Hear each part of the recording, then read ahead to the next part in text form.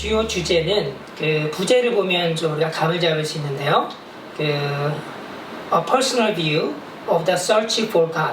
그래서 신을 찾는 어떤 신을 추구함에 대한 개인적인 견해 이렇게 되어 있고, 그 전체적인 입장을 좀 요약해 보자면 그 과학자로서 이제 신의 존재에 대해서 과학적인 증거가 없다 이렇게 판단하는 입장이고요.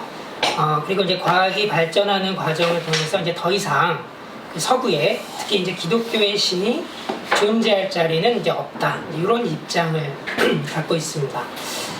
내용으로는 이제 뭐 종교의 기원이나 역할 또 이제 종교적 경험을 어떻게 볼 것인가 이런 의견들을 이제 제시하고, 또 이제 전통적인 신존재 가설을 이제 반박하는 내용들을 좀 이제 담고 있고, 또 한편으로는 이제 그 80년대 냉전 시대의 화두였던 핵무기나 이런 내용들을 좀 이야기하고, 마지막으로는 이제 종교에 대해서 이제 조금 열려있는 자세로 마무리를 하고 있습니다.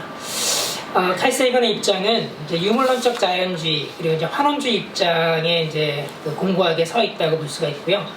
그렇지만 이제 대화에는 이제 열려있는 편이고, 또 한편 이제 자기의 전문성을 넘어서는 영역에 대해서는 이제 좀 겸손한 자세를 취하고 있습니다.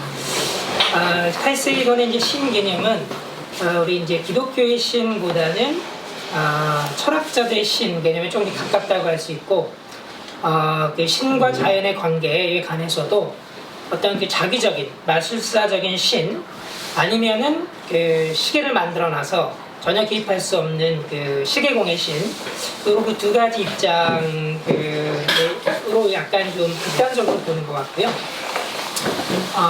그래서 이제 기독교의 신도 자기적인 신으로 보기 때문에 이제 비판하는 입장이 있습니다.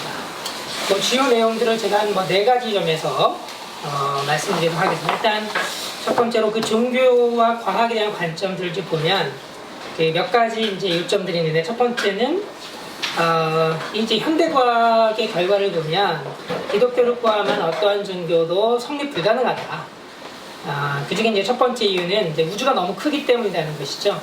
태양계 우리 은하 넘어서 이 우주들을 보면 서양 신학에서 묘사한 신에 비해서는 너무나 작은 신이기 때문에 이렇게 이야기합니다. 기독교의 신은 은하의 신이 되지도 못하고 우주의 신이 되기에는 턱없이 부족하고 이제 기껏해야 이제 지구의 신이다 뭐 이런 얘기인 것이죠. 두 번째는 이제 우주의 역사를 보면은 이제 수많은 행성들이 이제 파괴되고 변화되는 내용들이 있는데, 이런 것들을 보면 피조물을 위해서 이제 자상하게 뭔가 이렇게 애쓰고 수고하는 신의 개념하고는 이제 맞지 않는다는 것이죠. 인간의 유한성을 보면 이제 신은 자기는 그 무한한 존재인데 왜 인간을 죽음으로부터 보호하고 불멸의 존재로 만들지 않았는지 묻지 않을 수 없다. 신의 영원성과 어떤 인간의 유한성이 이제 대조되는데, 이것은 이제 아주 궁극적인 질문을 남긴다는 것이죠. 성서에 보면 신은 유대인들에게 굉장히 작은 신으로 묘사되어 있는데, 그게 이제 당대의 지식을 반영한다고 하더라도 은유만 가지고도 성경 안에 어떤 은하나 우주를 크게 묘사할 수 있었을 텐데, 성서에는 이제 그런 내용이 없고 신은 너무나 작은 세계에 국한되는 걸로 기록되어 있기 때문에, 어떤 면에서 보면 신은 자기는 전능하지만 인간에게는 유한성과 죽음을 부여한, 그래서 어떤 면에서는 인간과의 어떤 차별성을 아주 극대하게 드러내는 방식으로 자기를 이렇게 이제 묘사하는 지구의 신에 불과하다 이런 입장을 좀 갖고 있습니다. 이제 그럼에도 불구하고 과학과 종교에 관해서는 서로 같은 목표를 갖고 있고, 하지만 이제 추구하는 방법이 다르다는 것이죠. 종교는 논쟁의 여지가 없는 논제를 검증하기 위한 실험 이런 것들이 없고 정답이 이제 선언적으로 주어지는 것인데, 과학자 입장에서 이제 증거가 없는 믿음 이런 거는 이제 미신에 불과하다 이런 입장을 갖고 있는 것이죠. 하지만 또 인간이 갖고 있는 어떤 호기심, 지성 이런 거는 만약에 신이 존재한다면 그게 이제 신으로부터 온 것이다 이렇게 볼 수 있고, 만약에 신이 존재하지 않는다면 진화의 과정 속에서 인간의 생존을 위해서 이제 만들어진 능력으로 볼 수 있다는 것이죠.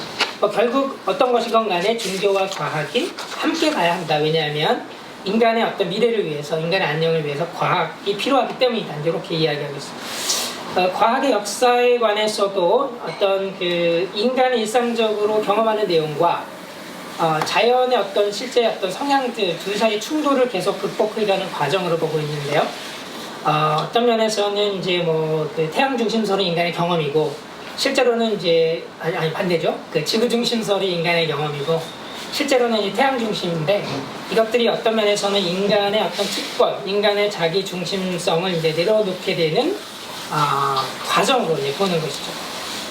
평범성의 원리 같은 경우도 이제 코페르니쿠스의 통찰이 결국은 그 지구 중심성, 인간 중심성을 이제 벗어나는 통찰이라고 할 수 있는데, 지구는 우주에서 특별한 위치에 있지 않고 생물학적으로도 인간은 뭐 특별한 존재가 아니고, 그러니까 이런 통찰이 결국은 이제 외계의 지성체까지, 생명체까지 확장될 수 있다, 이렇게 보고 있는 것이죠. 반면에 이런 그 코페르니쿠스의 통찰을 막는 것이 이제 종교의 어떤 그 반동적인 역할이라고 할 수 있는데, 몇 가지가 있습니다. 예를 들면 이제 그 설계로트의 논쟁, 이런 것도 시계의 질서는 반드시 이제 시계공이 만든 게 아닐 수 있고, 가령 이제 자연 선택 같은 것을 보면 무질서에서도 얼마든지 생물학적인 질서들이 나타날 수 있기 때문에, 이렇게 그 설계 논쟁을 하는 것 자체가 그 코페르니쿠스의 통찰을 이제 방해하는 것이다, 이렇게 보는 것이죠.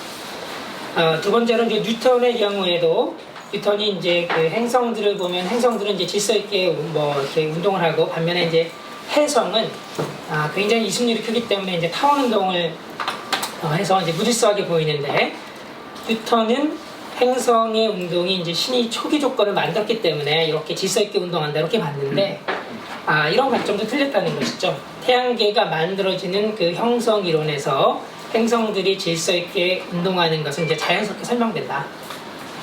그리고 세 번째, 그 인류 원리에 관해서도 인간이 탄생하기 위해 적합한 조건을 이제 우주가 갖추고 있다, 이런 인류 원리도 인간의 어떤 특권 혹은 자기중심성의 근거가 되지는 못한다. 왜냐하면 뭐 세 가지 이유를 드는데요. 첫 번째는 이제 우주가 다른 방향으로 역사가 흘러갔더라도 그래도 그 나름대로 어떤 생명체가 탄생할 수도 있다. 이걸 보지 못하는 것은 상상력의 부재다. 두 번째는 뭐 지금은 우리가 설명하지 못하더라도 왜 우주가 이렇게 특별한 조건을 갖게 되었는지 설명할 수 있는 그 가능성도 있다. 과학적 설명이 가능할 수 있다는 것이죠. 세 번째는 그 다세기 가설, 이제 우주가 여러 개일 수 있고 우리가 사는 우주는 그 중에 하나일 수 있기 때문에 다양한 우주 중에 하나라면 이제 우연으로 설명 가능하다. 이런 면에서 보면 인류 원리를 어떤 인간 중심성, 어떤 인간의 특권을 그 논증하기 위한 증거로 제시하는 것은 이제 그 설득력이 없다고 보는 것이죠. 그 밑에 제가 이렇게 대시로 해서 들여쓰기 한 내용은 제 의견들을 좀 첨부한 거니까 나중에 한번 보시면 되겠습니다. 그 마지막으로 종교과학 관련해서는 이제 기적, 종교적인 경험, 이런 부분들을 세이건은 어떻게 보냐면, 외계인들이 지구를 방문했다라고 하는 그 수많은 그 경험, 스토리들이 있잖아요. 요거 약간 비슷하게 봅니다. 외계인이 지구를 방문했다는 거는 개연성은 있지만 이게 확실한 증거가 될 수 없다는 것이죠. 사이언톨로지 같은 예들도 나오고 이제 유사과학 예들도 나오는데, 이런 예들은 절실히 믿고 싶어 하는 어떤 믿음, 이제 만들어내는 거라는 것이죠. 그래서 이제 결국은 그 진리를 알려면 중고차를 살 때처럼 아주 성실하고 회의적으로 이제 이 차가 진짜 괜찮은지 뚜껑 열어보고 다 해야 되잖아요. 그래서 그런 회의적이고 엄밀하게 음미하는 태도를 가져야 진리에 도착할 수 있다, 이렇게 입장을 할게요. 특히 이제 초월적인 존재, 뭐 윤리, 도덕 이런 문제를 다루거나 세계 기원을 다룰 때는 이제 더더욱 이런 게 필요하다는 거죠. 반면에 이제 종교적인 경험은 어떤 그 화학적인 작용 이런 것들이 이제 많이 관여될 수 있다.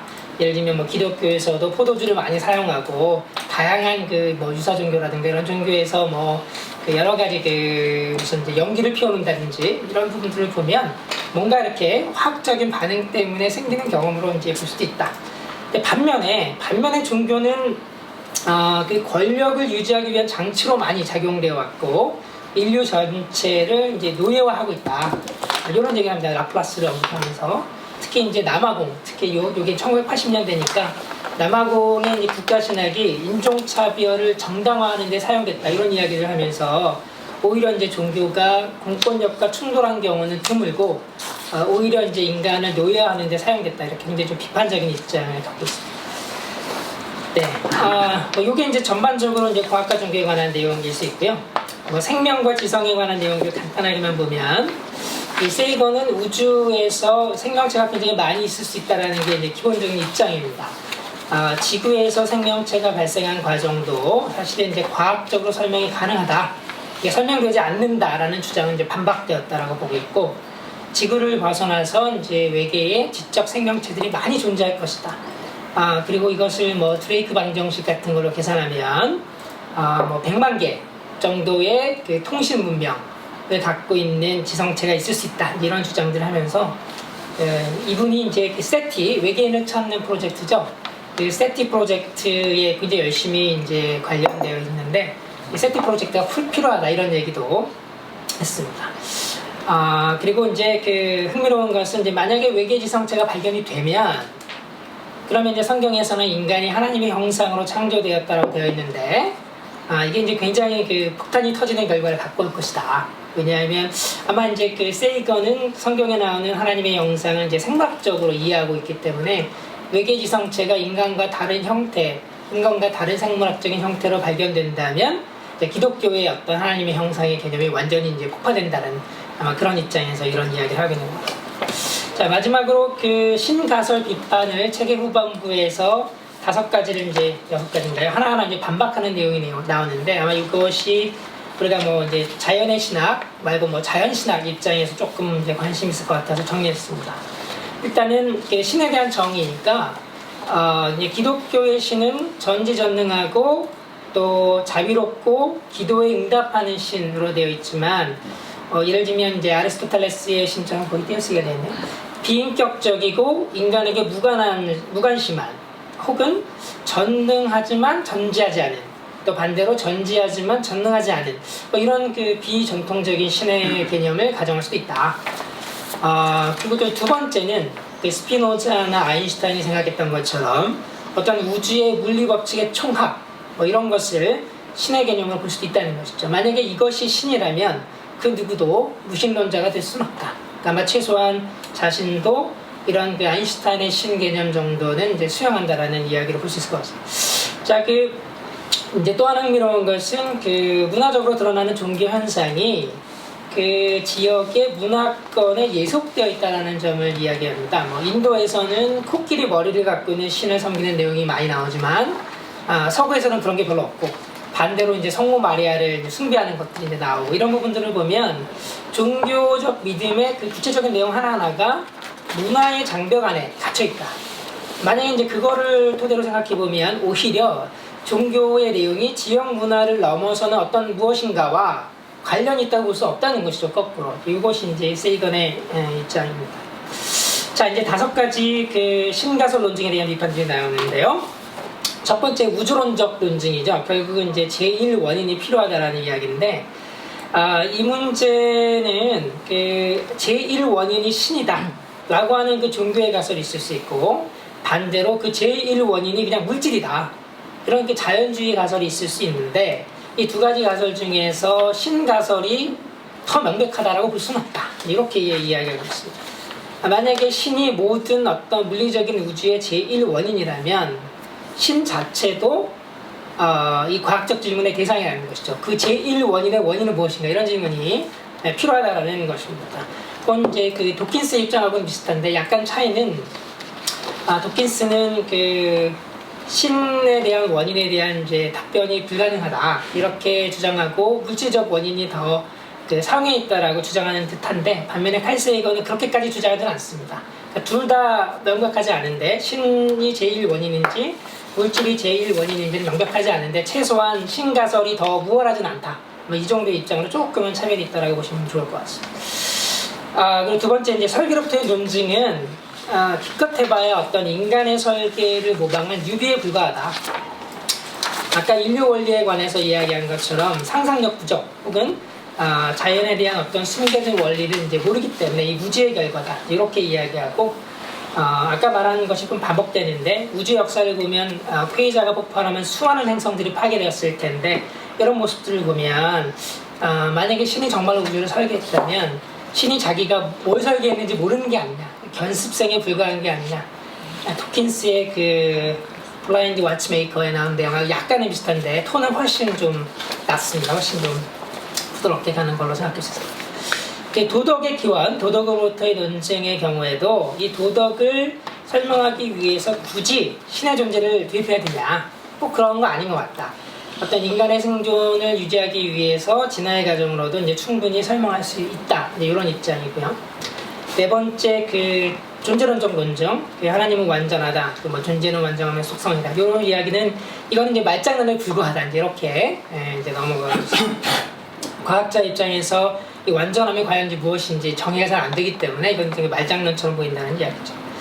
다섯 번째, 의식으로부터의 논증에 관해서는 이 과학이 아직은 의식의 기원 이런 부분들을 이제 밝히지 못했다는 걸 인정을 합니다. 그러나 이제 과연 그렇다고 해서 신이 인간에게 의식을 집어넣는가에 대해서는 이제 아직 모르긴 하지만 자기 입장에서는 이제 설득력은 없다. 이렇게 보는 것이죠. 마지막으로 경험으로부터의 논증은 아까 UFO 얘기처럼 1947년 이후 수백만 건의 UFO 경험담이 보고되었지만 실제로 외계인이 지구를 방문했다는 이제 결정적인 증거가 되기는 어렵다. 이런 이야기처럼 종교적인 경험도 뭔가 어떤 경험적인 실체는 인정하긴 하지만 그것이 뭐 여러 가지 화학적 작용이 있을 수 있고 결국은 환원주의 입장에서 이 종교적인 경험을 그냥 설명하고 정말 이 종교적인 경험이 신 존재를 증명할 수 있는지에 대해서는 회의적인 입장을 갖고 있습니다. 결국 이 6가지 신존재 가설 전체에 관해서 어떤 설득력이 있다고 보지 않고 기독교의 믿음의 어떤 합리적인 정당화를 주는 것이 아니라 거꾸로 이제 이 믿음을 정당하기 위해서 만들어낸 가설처럼 보인다. 이렇게 이야기하고 있습니다. 반면에 이제 신종론 문제를 들고 나오죠. 정말 신이 있다면 왜 악과 고통을 허락했냐? 이 서구 신학의 어떤 근원적인 모순이 있는 게 아닌가? 더불어서 이제 만약에 신이 있다면 왜 신이 인간의 역사에 이제 일일이 간섭해야 되는가?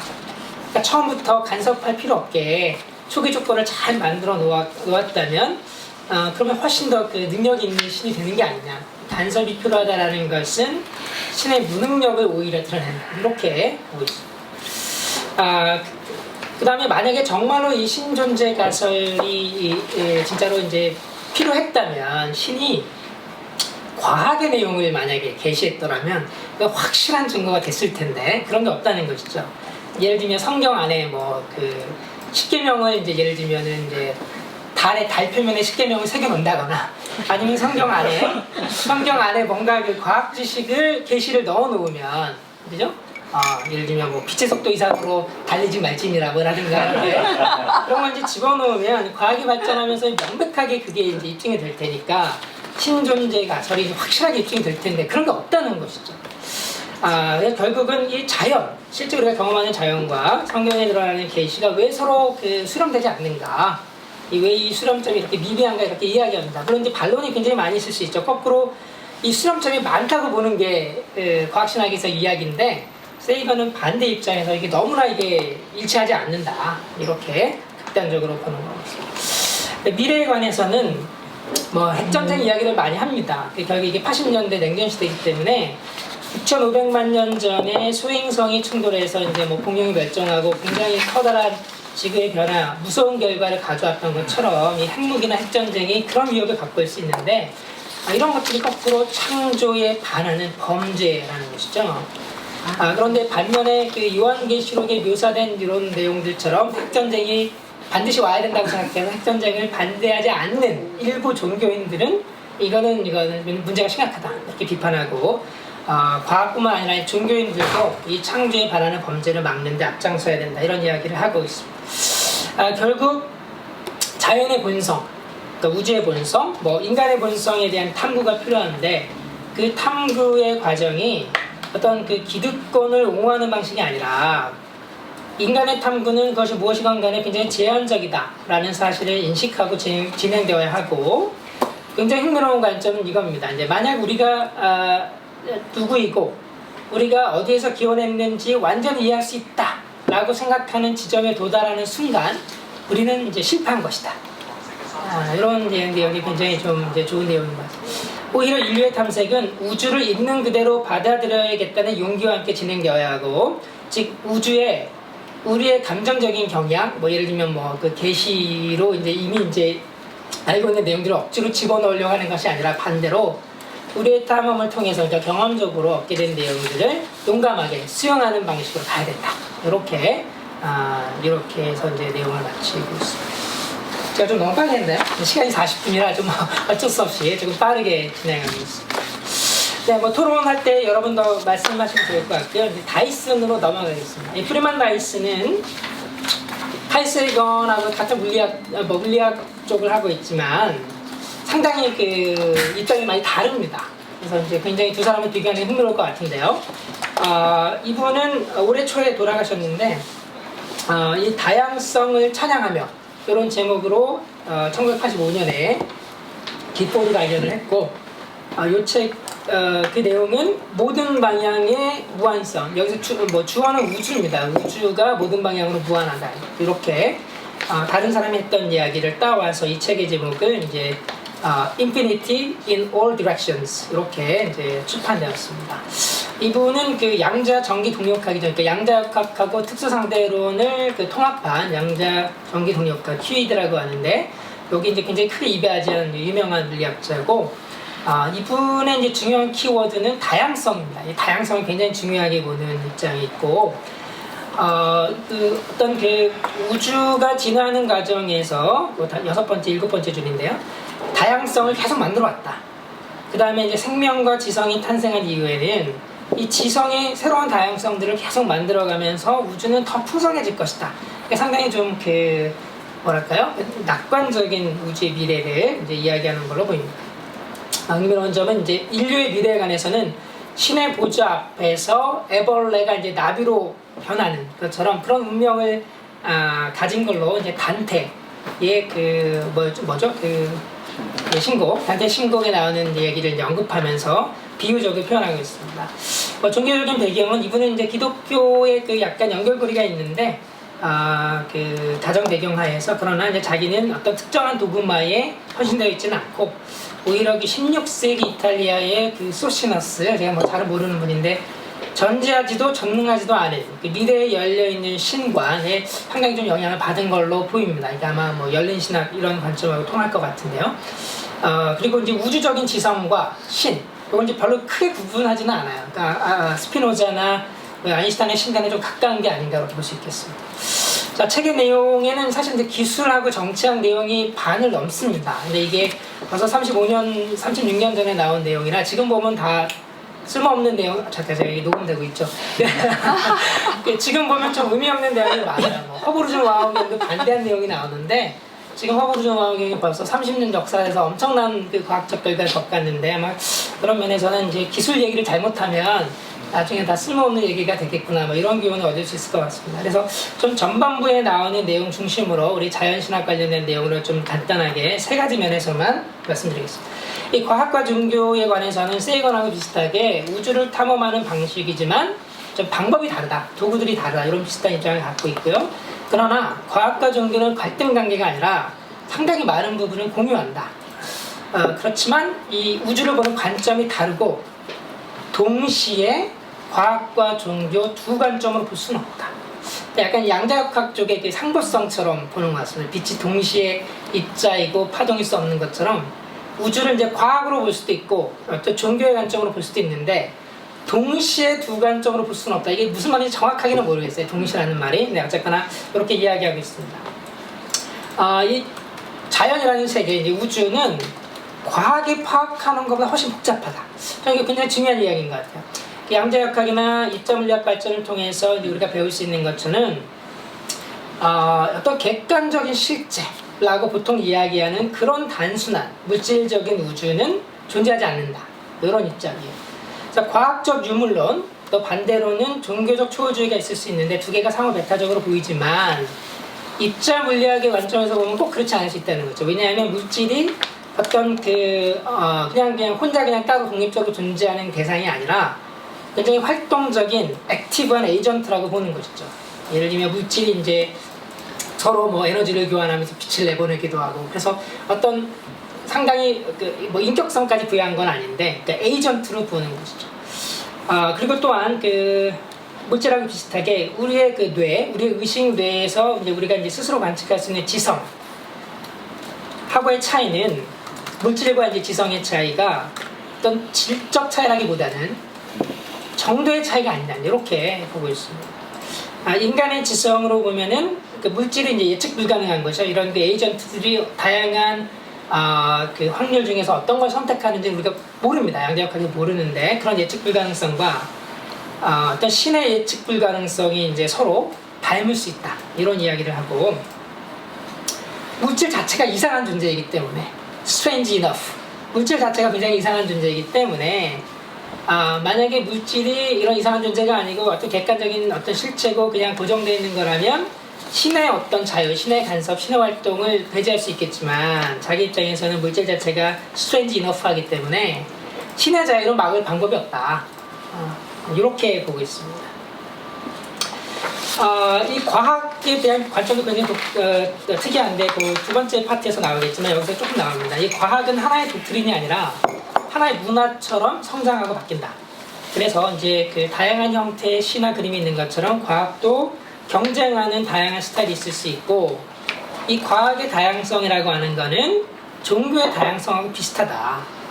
어떤 신과 인간의 본성에 대해서 우리가 생각해 보면 하나의 교회, 어떤 뭐 하나의 교단 이런 걸로 어떤 기독교의 영성을 다 담아낼 수 없는 다양성이 있다는 것이죠.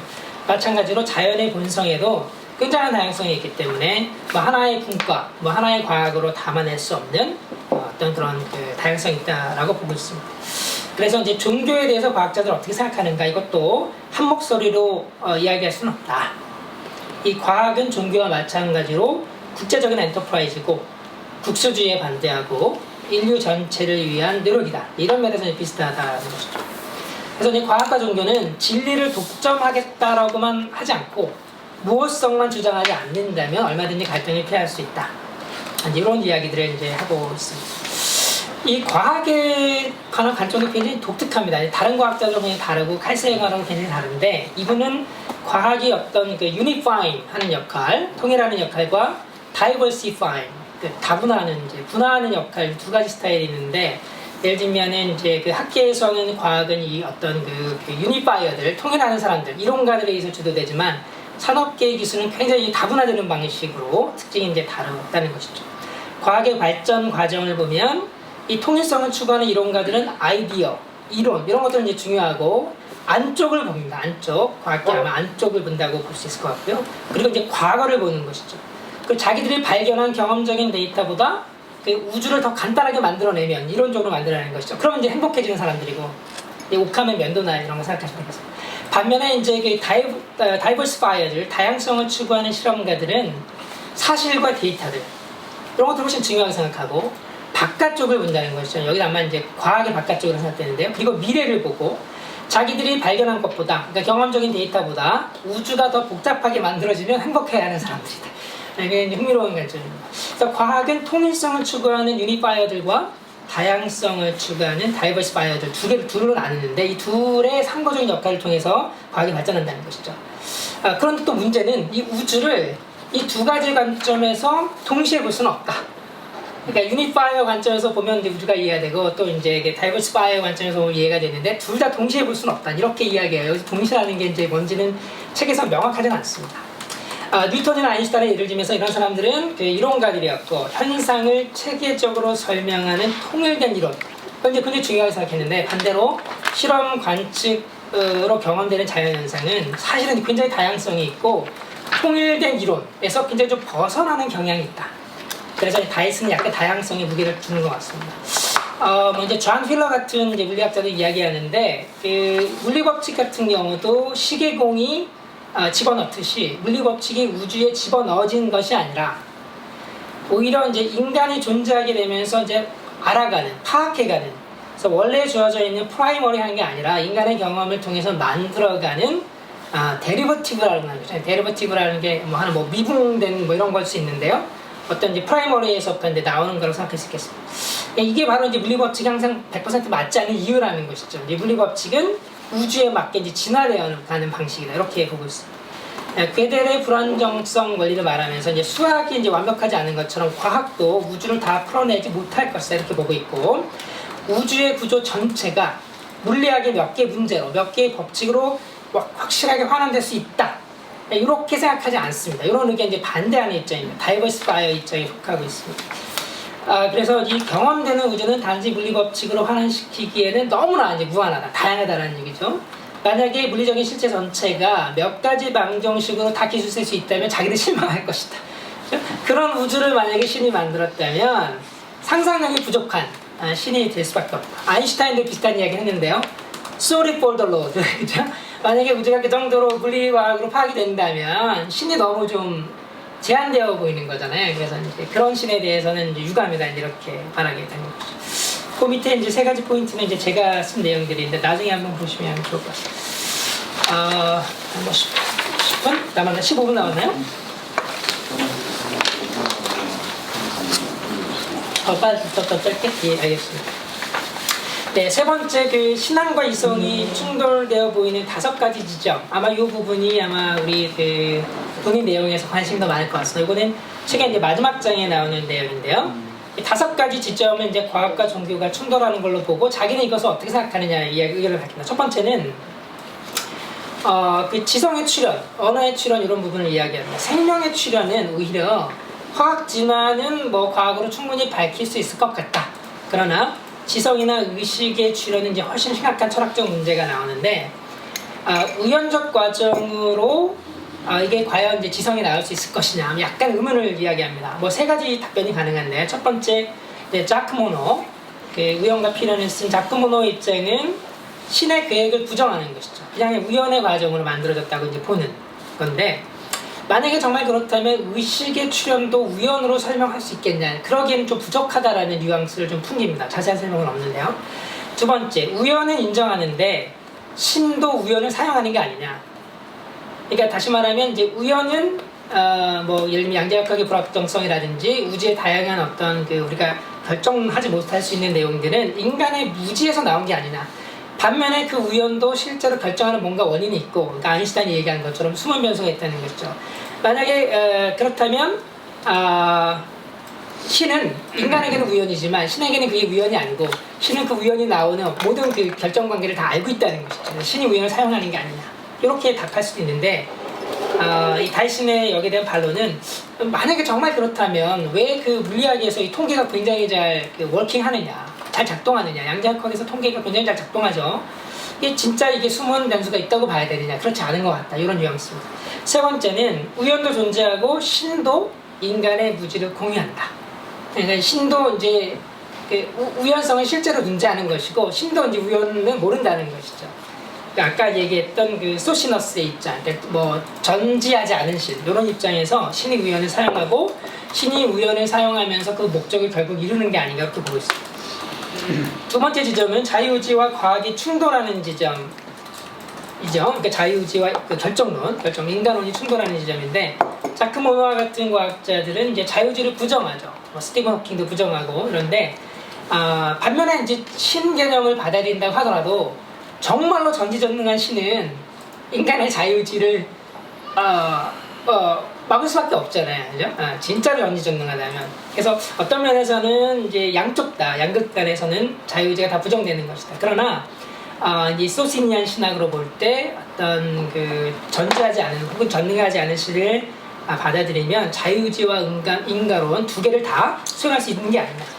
이렇게 이야기합니다. 무작위적으로 보이는 뇌의 작동 안에 뭔가 인간의 지성이 거기에 이제 커플링 되어 있다. 이 커플링을 정확하게 설명하지 않습니다. 그러니까 아마 이 무작위적으로 보이는 뇌의 활동 안에서 인간의 지성이 가능하다는 얘기인 것 같고요. 또 세계에서는 무작위적으로 보이는 어떤 세계 물리적인 과정들이 있는데 그 안에 어떤 우주적 지성이 작동한다. 여기도 이제 커플링 되어 있다. 이렇게 표현하고 있습니다. 세 번째, 그 목적론과 과학의 어떤 설명 방식의 충돌이 있죠. 이 부분은 이제 어떻게 이해하냐면, 뭐 예를 들면 과학은 아리스토텔레스가 이야기한 것처럼 이제 돌이 지구를 좋아해서 지구로 떨어지는 거 아니라는 거죠. 이런 목적론적인 설명을 금지하고 있는데, 그럼에도 불구하고 여전히 왜 이러한 종류의 자연 법칙이 선택되었는가? 왜 이제 초기 조건은 이렇게 선택되었는가? 이 질문은 여전히 남는다는 것이죠. 이런 질문들은 지금 현재 과학으로 답변할 수 있는 질문이 아니라 오히려 과학을 넘어서서 형이상학의 영역으로 넘어간다. 그래서 어떤 면에서 과학은 우주 내부에서 발생하는 일에 대한 설명을 하고 있고 이 목적론이라고 하는 거는 과학을 넘어서 형이상학의 영역을 다루기 때문에 이 두 개를 이렇게 범주를 구별하면 충분히 두 개를 같이 이해할 수 있다. 이런 입장이었어요. 그러니까 인류 원리에 대한 입장도 칼 세이건하고 완전히 다르죠. 칼 세이건처럼 많은 과학자들이 인류 원리를 좋아하지 않는 거는 이 코페르니쿠스의 통찰 이전으로 돌아가는 것처럼 마치 아리스토텔레스로 돌아가서 목적론적인 설명하는 것처럼 보이기 때문에 너무나 인간 중심적인 사고가 생각되기 때문에 인류 원리를 좋아하지 않는데, 그러나 인류 원리를 이런 오히려 이런 과학과 메타과학 두 개로 나눈 상보적인 설명으로 보면 현대과학 정신과 더 잘 맞는다는 것이죠. 그러니까 하나는 메타과학 입장에서 인류 원리를 어떤 우주에서 목적을 다루는 목적론적 설명으로 보고, 그리고 이제 과학 영역에서는 어떤 이제 조건들이 어떻게 갖춰져 있는지를 이제 목적을 배제하고 비목적론적인 설명으로 하면 이 두 개가 상보적으로 같이 갈 수 있다. 이게 이제 다이슨의 입장.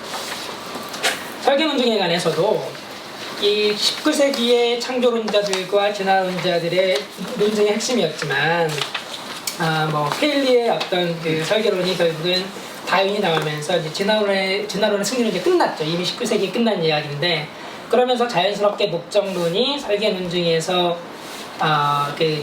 과학에서 배제되었죠. 그러나 여전히 철학 원리로, 그러니까 메타과학의 입장에서 설계 논증은 유효할 수 있다.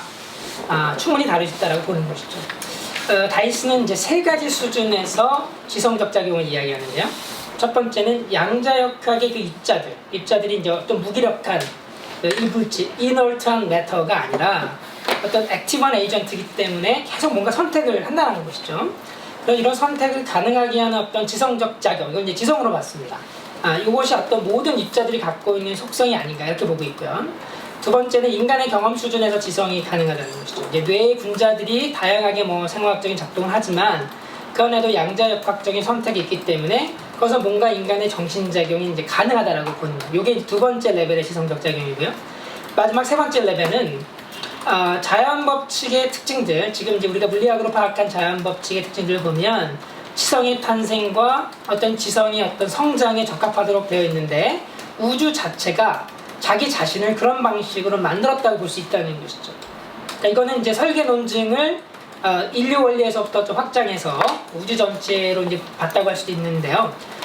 이런 면에서 어떤 세 번째 수준에서 지성이 작용한다. 우주 전체에 어떤 지성적 요소가 있고, 그 지성적인 요소가 다양성을 만들어내면서 생명을 탄생시키고 지성을 탄생시키고, 그래서 이 우주가 어떤 다양성을 풍성해지도록 간다는 것이죠. 만약에 이런 우주적 지성을 우리가 신이라고 부른다면, 우리 인간은 그 두 번째 레벨에서 지성적 작용하는 거기 때문에 신의 어떤 파라터스, 어떤 실험 도구들일 수 있다, 이렇게 얘기합니다. 마지막 지점은 그럼 신의 목적이 무엇인가? 신의 마음은 무엇인가? 이런 질문을 우리가 던질 수 있는데, 인류 원리와 설계 논증을 토대로 해서 어떤 물리적인 수준에서 작동하는 것, 그 다음에 어떤 지성적인 수준에서 작동하는 것들을 이제 함께 포함해서 이런 법칙을 생각해 볼 수 있다는 것이죠. 이 사람이 하는 얘기는 maximum diversity, 어떤 최대 다양성의 법칙.